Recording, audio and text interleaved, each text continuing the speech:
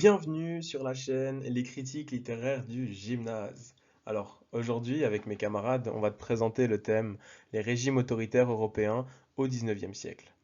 Je te propose de t'installer confortablement sur ta chaise et on va lancer tout de suite la présentation. La présentation qui vient va suivre le plan que tu as devant les yeux. C'est-à-dire qu'elle va répondre à ces trois questions. Et notre objectif serait que, à la fin de ce podcast, tu puisses y répondre tout seul. Donc ces trois questions, comme tu les as à l'écran, c'est donc qu'est-ce que c'est qu'un régime autoritaire? Quels étaient les principaux régimes autoritaires au XIXe siècle? Ils sont au nombre de trois. Et comment ces régimes ont-ils évolué? Ne t'inquiète pas, on va vulgariser un maximum les expressions compliquées, histoire de faciliter ta compréhension. Alors, je te lance directement sur la première question.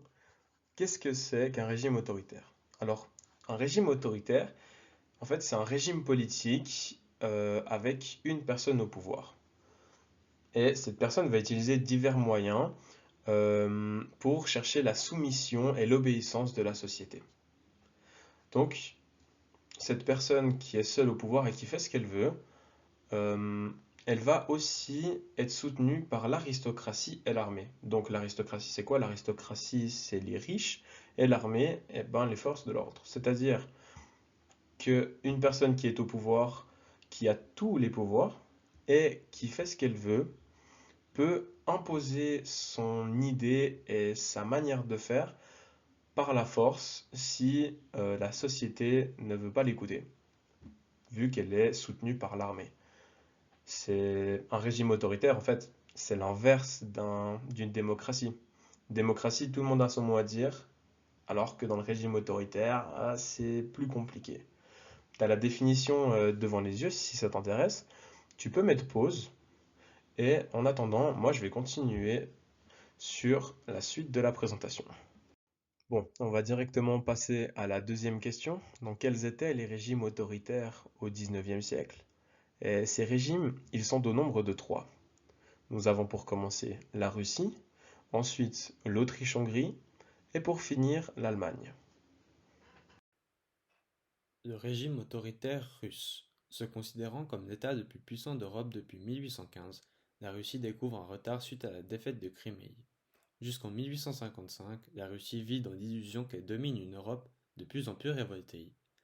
La soumission à l'ordre établi est la principale mission de l'Église orthodoxe, concurrente de l'Église romaine, pour qui elle éprouve une grande méfiance. Elle approuve la volonté du tsar d'isoler la Russie du reste de l'Europe. La dissidence religieuse, c'est-à-dire un État qui se sépare d'une communauté religieuse, et les prophètes errants qui répondent mieux qu'une Église sclérosée, peu cultivée et peu remise en question, sont également les rivaux de l'Église orthodoxe. Toute cette situation s'explique principalement en raison du retard économique du pays.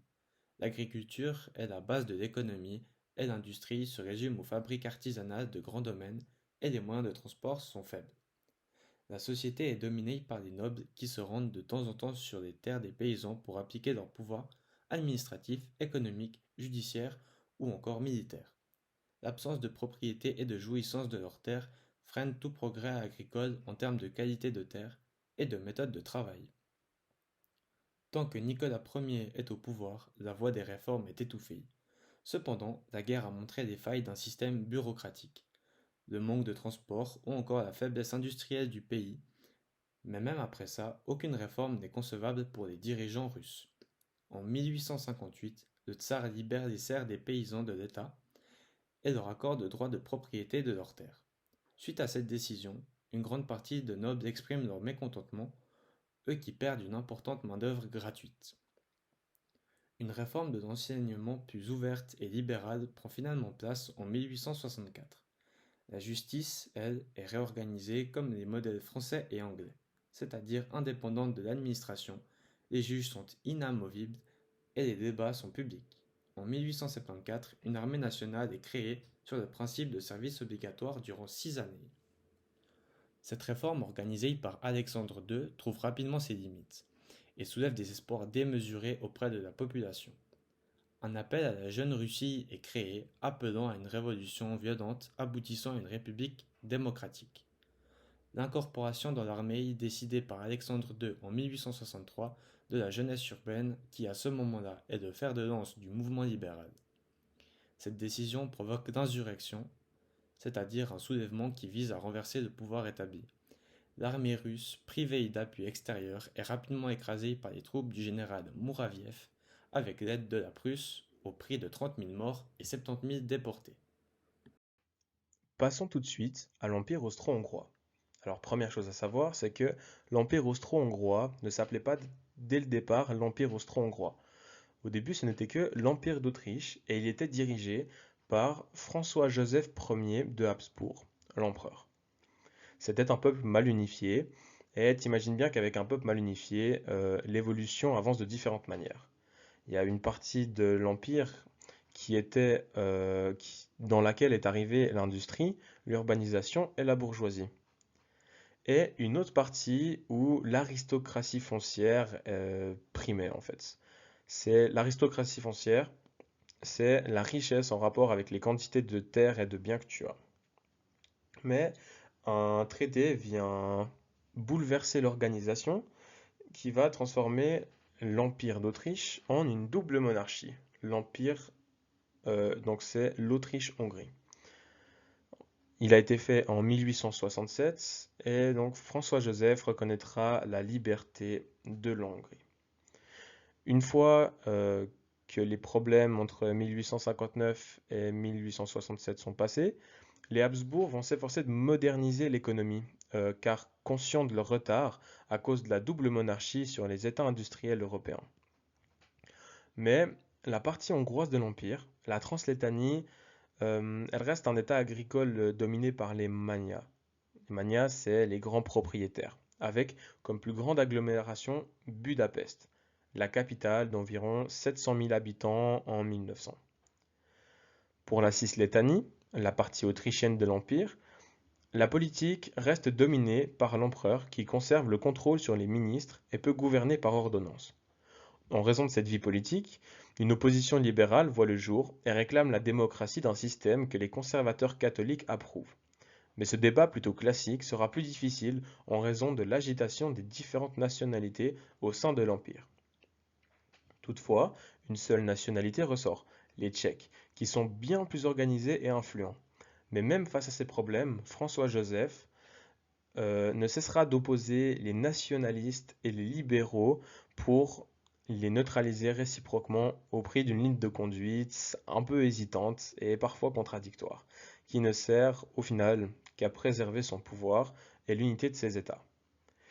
Arrivé dans les années 1890, la création d'une classe moyenne et d'une autre ouvrière se crée. Cela va faire naître d'une partie le Parti chrétien social du bourgmestre de Vienne et d'autre part les vieux Tchèques. Cet enchaînement de tensions rendra la Cislétanie, donc la partie autrichienne de l'Empire, ingouvernable, dont le seul facteur de gouvernement restera l'autorité de François-Joseph, mais sur un État qui paraît au seuil de la décomposition à la fin du siècle. Côté Translétanie, la vie politique apparaît plutôt simple. Minoritaires, mais placés en position centrale, les Hongrois règnent sur les nationalités paysannes, peu organisées et peu évoluées, et en plus intimement mêlées les unes aux autres. Sur cette image, nous pouvons voir la carte d'Autriche-Hongrie. Il faut imaginer que tout ce qui est à l'intérieur du trait gras était l'Empire d'Autriche qui s'est séparé et est devenu l'Autriche-Hongrie. À la base, ce n'était que l'Empire d'Autriche, mais ça s'est divisé en double monarchie et ça s'est aussi surtout développé différemment.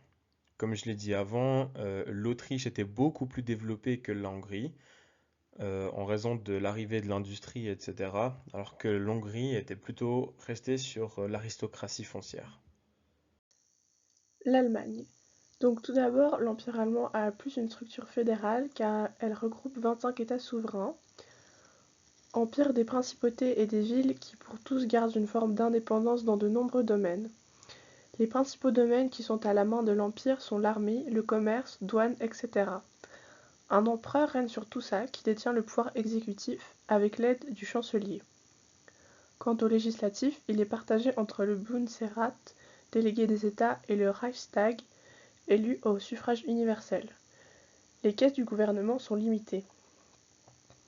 La Prusse domine cet État fédéral qui est à l'origine de l'unité allemande. L'empereur est de Prusse tout comme le chancelier et nombre de députés des deux chambres. Mais la Prusse, qui est un État conservateur avec des traditions militaires et autoritaires, notamment le droit de vote qui se fait faire par la richesse, donc l'Empire allemand ressemble structurellement plus à un État autoritaire. Le gouvernement est indépendant des députés, ni le chancelier ni les ministres ne sont choisis par le Reichstag. Cette structure empêche une modernisation économique et sociale.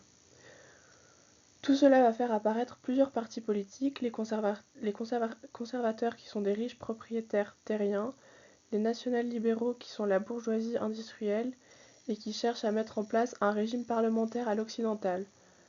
Le parti progressiste principalement formé d'intellectuels et d'autres.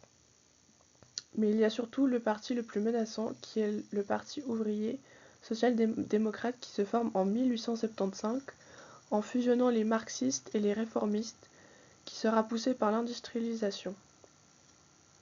Leur objectif, faire une révolution pour une société sans classe, une économie sociale et supprimer l'armée. 1871-1890. Bismarck, chancelier de Guillaume Ier, cherche à consolider l'unité allemande. Pour ça, il s'appuie d'abord sur l'aide des nationaux libéraux pour avoir la majorité au Reichstag.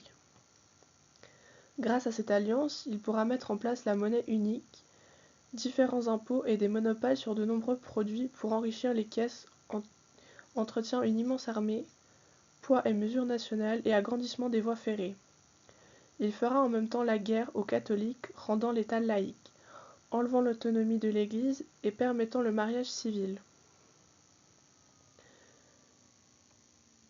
Par la suite, il mettra en place le protectionnisme pour favoriser les produits intérieurs à l'État et baisser les importations. Il mettra en place la loi d'assurance contre la maladie, les accidents du travail et la vieillesse, ce qui fera de l'Allemagne, à la fin des années 80, le pays le plus avancé socialement. Il subira de nombreux revers durant son mandat qui le fera démissionner après l'avènement de Guillaume II. Guillaume II, le nouvel empereur, récupère un État en pleine expansion, qu'il décide de gouverner seul. La population est grandissante et principalement urbaine. L'Allemagne brille par son économie, l'agriculture, mais surtout dans l'industrie. L'industrie allemande se place au premier plan de nombreux secteurs, comme par exemple l'acier, le charbon, manufacture, etc. Grâce à une forte main-d'œuvre, des investissements constants et un machinisme intensif. L'essor d'une économie prospère et une supériorité militaire démontrée créent un sentiment de fierté nationale. Cette fierté se fera même dans la culture ou la science avec de nombreux artistes, scientifiques ou philosophes importants qui émergeront dans ces années-là. Cette supériorité va amener dans la tête de certains Allemands une volonté de dominer le monde, ce qui se fera en partie l'idée de Guillaume II qui mettra en place un État colonisateur. Nous allons ensuite passer à la deuxième source, l'Empire allemand. Nous pouvons voir sur la diapositive une carte de l'Empire allemand durant le XVIIe siècle. Cette carte se situe de 1871 au moment de la proclamation de l'Empire jusqu'en 1914 qui signe le début de la Première Guerre mondiale et du jeu des alliances. On peut voir sur cette carte que, comme dit dans le texte de l'Empire allemand se constitue de plein de plus ou moins grands empires ou États, dont les principaux sont la Prusse, la Saxe et la Bavière. Comme on peut l'apercevoir sur la carte, la Prusse remplit la grande majorité du territoire. C'est pour cette raison qu'il lui a été plus simple d'occuper les instances du pouvoir au sein de l'Empire. En effet, l'empereur allemand est prussien, tout comme nombre de ses sujets. On y comprend facilement que par sa supériorité de territoire et donc de pouvoir, la Prusse instaure une forme de supériorité et s'accapre le pouvoir. Sa supériorité empêche les plus petits empires ou États à lever les armes contre le pouvoir car cela serait trop dangereux. En conclusion, nous avons pu constater que les régimes autoritaires ont des limites inévitables, comme par exemple lors de la défaite de Crimée où la Russie manquait inévitablement d'armes, d'industrie et de moyens de transport afin de transporter les soldats. L'une des autres limites des régimes autoritaires sont les révoltes qui sont elles aussi pratiquement inévitables. Et même lorsque celles-ci sont mises en place, eh bien cela ne peut pas convenir à tout le monde, même si à la base, la plupart de la population était pour. Comme par exemple en Russie, où malgré une révolte mise en place par Alexandre II, celle-ci fut hautement critiquée et a même provoqué une insurrection, alors qu'à la base, toute la population était pratiquement pour, surtout des paysans qui ne possédaient aucun droit de propriété et aucune jouissance de leurs terres. Voilà, c'est tout pour nous, on te remercie d'avoir écouté et à bientôt.